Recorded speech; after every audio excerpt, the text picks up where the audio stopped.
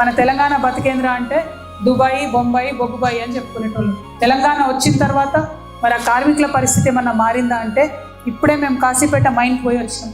ఎక్కడ చూసినా మేనేజ్మెంట్ దౌర్జన్యాలు. ఆనాడు బ్రిటిష్ కాలంలో ఎట్లయితే మన దేశం వాళ్ళను తక్కువ చేసి చూసిందో అదే తరహాగా మేనేజ్మెంట్ చూస్తుందంటే బాధ అనిపిస్తూ ఉంది. ఆఖరికి మంచినీటి సౌకర్యాన్ని కూడా కల్పించకుండా అత్యంత కర్కశంగా మేనేజ్మెంట్ వ్యవహారం చేస్తున్నది. నువ్వు నేను చెప్పిన పని చేస్తావా సస్తావా, లేకపోతే నీకు ఇలా అటెండెన్స్ అయ్యా కాడికి వచ్చినటువంటి పరిస్థితి. ఏమన్నా ఇంకొంచెం గట్టిగా బలంగా మాట్లాడితే షిఫ్ట్ మార్చుడు, ఇంకా ఎక్కువ మాట్లాడితే సస్పెండ్ చేసుడు. డెఫినెట్గా ఇది ప్రభుత్వం ఇచ్చినటువంటి అలసత్వమే. సరైనటువంటి పని చేసేటటువంటి వాతావరణం ఉంటే మా సింగరేణి బిడ్డలు భూమిలోకెళ్ళి బొగ్గు కాదు బంగారం తీసుకొని బయటకు వస్తారు. మరి అంత కష్టపడే తత్వం ఉన్నటువంటి ఆ బిడ్డల్ని ఇట్లా మేనేజ్మెంట్ హింస పెట్టడం అనేది కరెక్ట్ కాదు. ప్రభుత్వం మీరు జోక్యం చేసుకొని సింగరేణి సంస్థలో ఉన్నటువంటి డబ్బును దోచుకుంటున్నారు, కానీ సింగరేణి కార్మికుల యొక్క రక్షణ విషయంలో మాత్రం మీరు కంప్లీట్గా ఇగ్నోర్ చేస్తున్నారు.